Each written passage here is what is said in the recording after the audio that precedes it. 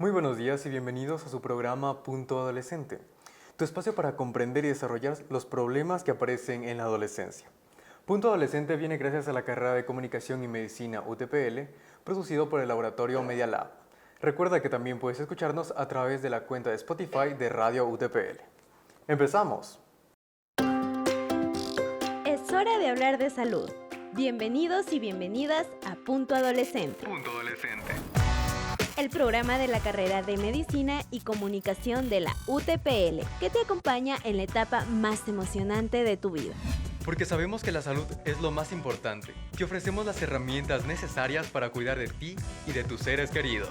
¿Estás listo para ser parte de Punto Adolescente? ¡Empezamos! Hoy nos acompaña el doctor Jesús Salas, fisioterapeuta con maestría en neurociencia y estudio del dolor. Doctor, es un gusto tenerlo aquí presente. Igualmente. Mucho gusto, doctor. Vamos a hablar acerca de temas relacionados con la salud mental y el dolor. Por favor, doctor, cuéntenos acerca de cuál es la diferencia entre salud mental y dolor, o relacionémosla, o cómo nosotros nos confundimos entre salud mental y dolor. A ver, las alteraciones de la salud mental son trastornos psicológicos que yo humildemente del campo de la fisioterapia no me atrevo a abordar en profundidad porque para eso están otros profesionales, pero sí que se sabe que influyen determinantemente en lo que es la experiencia dolorosa, ¿no? Nosotros como fisioterapeutas en el día a día lo que más vemos es pacientes con dolor. Me invento el porcentaje, el 90% de los pacientes que entran en tu clínica va a ser por dolor, ¿no? Entonces nosotros digamos que estamos muy en contacto con esa realidad. Sabemos que la probabilidad, si tú y yo ahora mismo no tenemos ningún trastorno de la salud mental, vamos a tener una probabilidad aproximadamente del 20% de estar sufriendo dolor en este momento. ¿Cómo se diagnostican, doctor, estas situaciones, o hay una manera? ¿De qué te refieres? ¿De dolor o de salud mental? Del dolor principalmente, doctor. Del dolor relacionado con salud mental. ¿Qué pasa de ser simplemente dolor físico a tener algo más? El dolor el paciente lo va a experimentar como el dolor que tú mismo puedes sentir en cualquier momento, un dolor agudo, ¿no? Lo que pasa es que nosotros sabemos que, como te decía, esos trastornos de la salud mental pueden influir. O sea, ¿se diferencia solamente al saber que el paciente tiene un trastorno mental, o hay algún método de descubrir que el paciente sufre este dolor debido a que tiene un trastorno mental? Hay bastantes métodos de descubrirlo. O sea, simplemente si nosotros vamos a una consulta a un psicólogo y ya vemos que tiene ese diagnóstico de salud mental, ya podemos estar enlazándolo por ahí, ¿no? Pero también muchas veces el dolor agudo, cuando tú tienes, pongamos una lesión en el tendón del supraespinoso, un tendón del hombro, ese dolor se va a asociar al movimiento. Por ejemplo, Claro. yo te diría que levantaras el brazo, levántamelo, y no te duele, ¿no? Sí, Si perfecto. tú tuvieras un cortamiento, digamos una lesión en ese tendón del supraespinoso, yo te pido que actives ese tendón, que actives esa musculatura y te va a doler. De alguna Generaría un manera, dolor. el dolor, cuando es agudo, cuando es fisiológico, se asocia al movimiento. Porque como sistema de alarma te está diciendo, cuidado, tengo aquí una lesión, no deberíamos moverlo demasiado para, en principio, favorecer esa fase inflamatoria y que se favorezca la regeneración. Pero cuando tenemos un dolor que tiene un componente muy importante de componente, digamos, emocional, por así decirlo, ¿vale? Ahora profundizaremos si quieres en eso. Ese dolor no se va a asociar, esa experiencia dolorosa del paciente no se va a asociar, tal como hemos visto ahora en el dolor agudo, con el movimiento o con la puesta en tensión de esa zona que el paciente sufre dolor. Digamos que cuando vemos que hay una diferenciación clara ahí, podemos empezar a sospechar. También se han desarrollado muchos cuestionarios como el CSI, el TAMPA, que es un cuestionario sobre miedo al movimiento.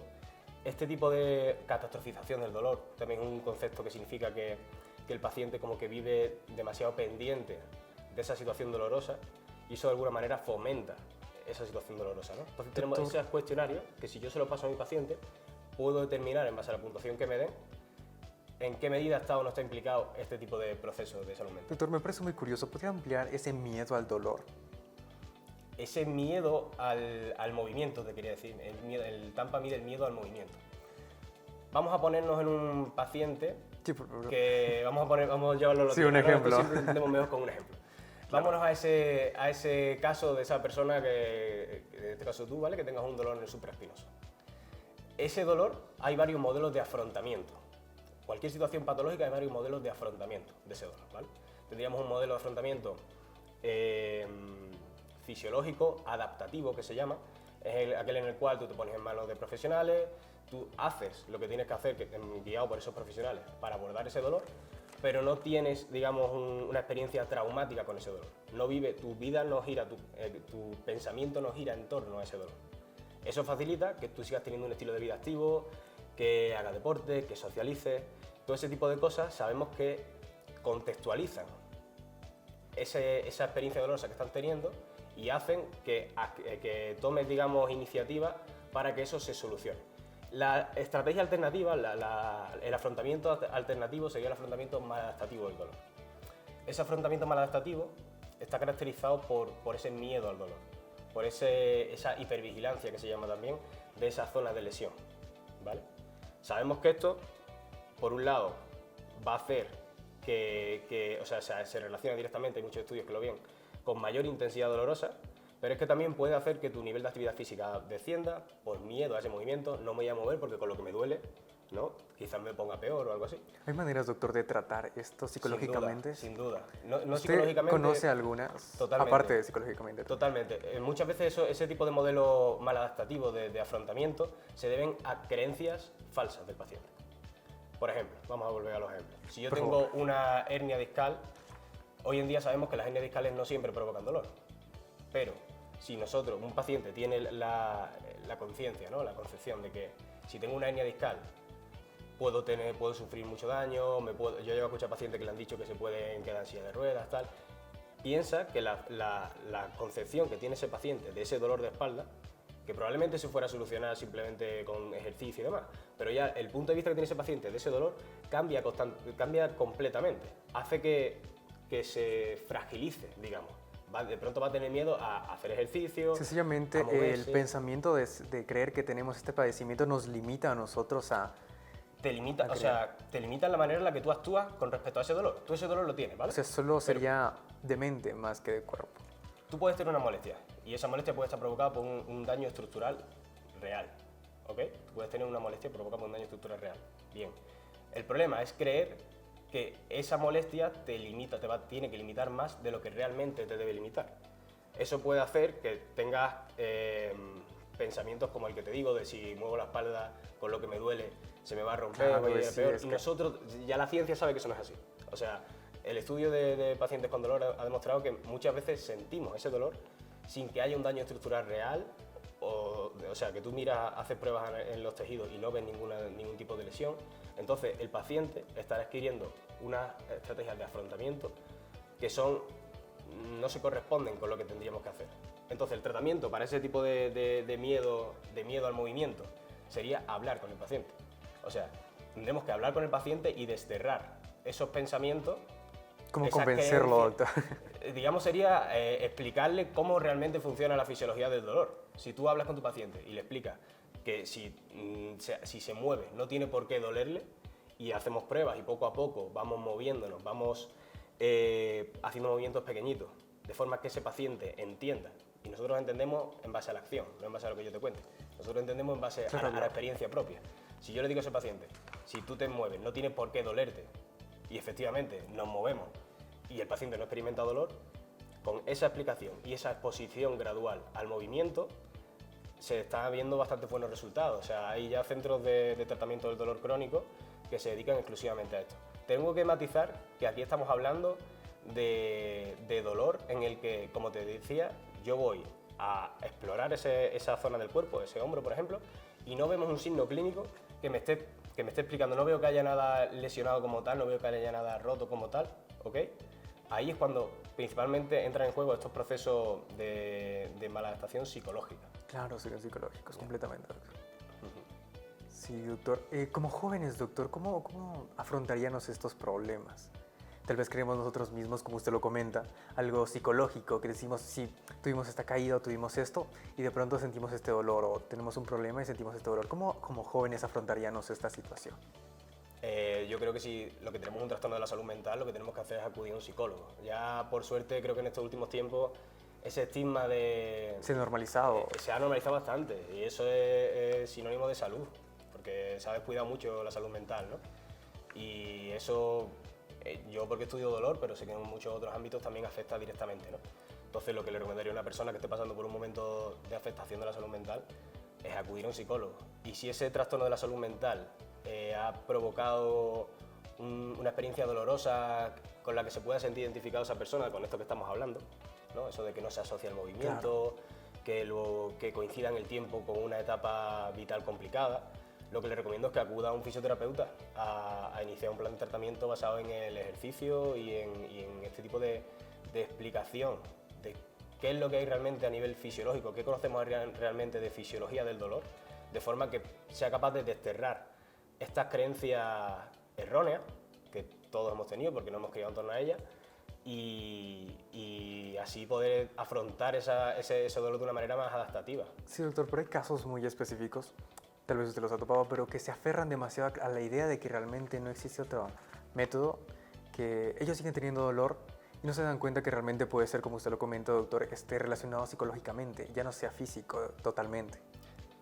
Es difícil para un paciente explicarle esto y es difícil para un fisioterapeuta, para un profesional, explicar esto sin hacer sentir al paciente que no le creo, ¿no? Entonces, si claro, porque siempre es complicado. Esto que te he comentado a ti, vas a comentárselo a un amigo y ese amigo puede decir, oye, que no se cree, mi propio amigo no me cree lo que me está pasando, claro, ¿no? es que... Igual con el fisioterapeuta, vienes al fisio y si tú no eres fino a la hora de explicar esto, el paciente puede sentirse desamparado diciendo, es que realmente no me creen, me duele, y es que el dolor es real. O sea, el dolor es real. Lo que tenemos que entender es que ese dolor real no es necesariamente... no tiene por qué estar necesariamente provocado por una lesión estructural. O, dicho de otra manera, hay otros aspectos que van a determinar la experiencia con el dolor. Pero eso no ocurre solo con el dolor. Vamos a poner un ejemplo de que aquí pongamos una canción. Esa canción a ti te puede evocar una emoción, te puede hacer sentir de una manera y a mí me puede hacer sentir de otra. Es el mismo estímulo. Si eso nos lo llevamos, pero tú por el contexto, por la experiencia que tú has tenido con respecto a esa música o ese tipo de música, los recuerdos que tengas de eso, van a influir en tu experiencia con respecto a esa canción. Igual ocurre con el dolor. Si nosotros pensamos en un dolor que tengamos ambos dos en el hombro, vamos a seguir con ese mismo ejemplo, ¿vale? Pero tú has tenido una experiencia previa de dolor de hombro que fue muy traumática para ti, o tu hermano te dice, yo tuve esa misma molestia y es por causa de esto. Y fue horrible, lo pasé muy mal. Todo eso contextualiza tu experiencia con ese estímulo, que en este caso está siendo igual que el mío. Aquí están los dos modelos. Hay un modelo en el que el contexto hace que digamos, nuestro cerebro interprete como más peligrosa esa situación, y como hemos dicho que el dolor es un sistema de alarma, la intensidad de esa alarma sea mayor por el contexto, aunque el estímulo sea el mismo. Y si yo, en cambio, sé de fisiología del dolor, sé que tengo una molestia aquí y no tengo esas experiencias negativas y demás, pues no voy a tener esas falsas creencias que contextualizan mi experiencia dolorosa y la hacen más intensa. Entonces, doctor, ¿qué sería ese dolor? Además ya lo comentamos, es psicológico y además no tanto estructural, pero ¿a qué se debería ese dolor? Cualquier dolor es siempre una interpretación cerebral. Es decir, es una interpretación cerebral. El cerebro es el que decide si algo duele o no duele. Nosotros hay un concepto que es el de la nocicepción, que tenemos que explicar antes de meternos aquí, ¿no? La nocicepción sería la codificación, la percepción y codificación de un estímulo que puede ser interpretado como peligroso. Puede ser táctil, que te des un golpe cuando te levantas por la noche y no ves bien y te das un golpe con el mueble en el pie.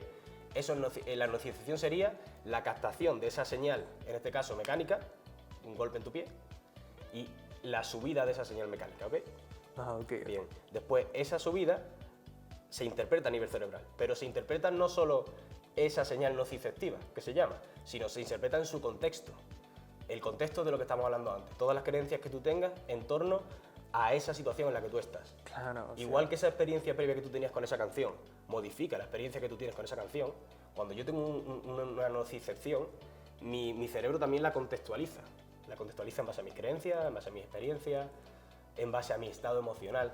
Se han hecho estudios que son muy interesantes, que ponen a muchas personas, las exponen a un mismo estímulo medido, misma cantidad de presión, exactamente igual, mismo sitio, todo igual, pero previamente a algunos les ponen se ponen imágenes de pena, de muerte, de cosas tristes, y a otros les ponen imágenes de felicidad, de familia, de alegría.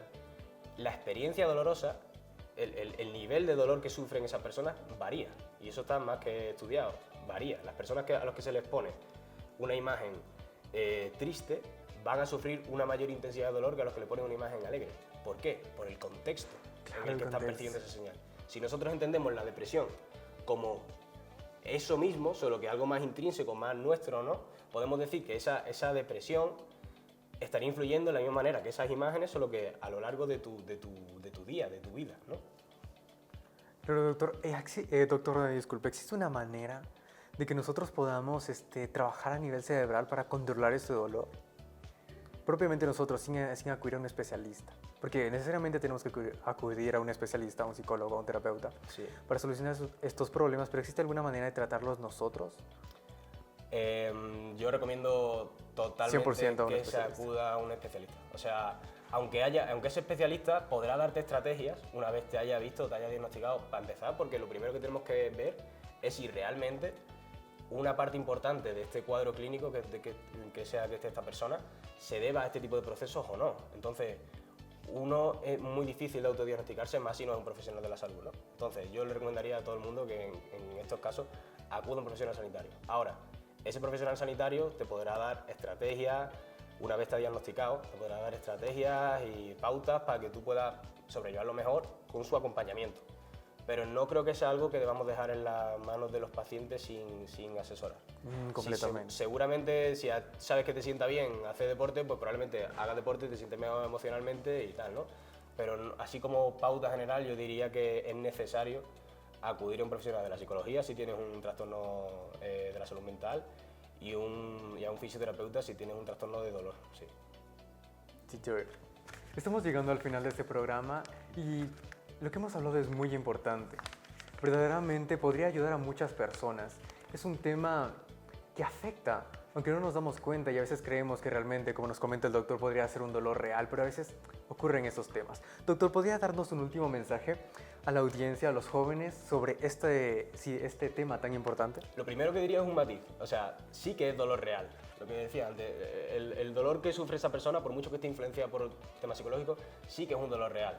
Si estamos cerca de una persona que tenga este tipo de cuadros clínicos, tenemos que acompañarlo, pero haciéndole saber que es un dolor real y haciéndole saber también que es necesario, lo que os digo, que se acuda al profesional adecuado, al profesional de la psicología, al profesional de la fisioterapia, que nos pongamos las mejores manos y afrontarlo también con actitud positiva, que eso también se sabe que afecta. Doctor, ha sido un placer esta entrevista. Igualmente. Hemos llegado al final de este episodio. Lo que hemos comentado con el doctor ha sido sumamente importante, especialmente para ayudar a las personas que pueden sufrir de estas situaciones. Y espero que sea de mucha ayuda y recuerden que siempre deben consultar a un especialista. Recuerda que también puedes escucharnos a través de la cuenta de Spotify de Radio UTPL. Gracias por sintonizarnos. Esto fue Punto Adolescente, una iniciativa de las carreras de Medicina y Comunicación, bajo la producción de Radio y Media Lab UTPL. Punto Adolescente. Recuerda que cuidar de tu salud es la mejor inversión que puedes hacer en ti mismo. Escucha este podcast todos los miércoles a partir de las 10:30. Hasta la próxima.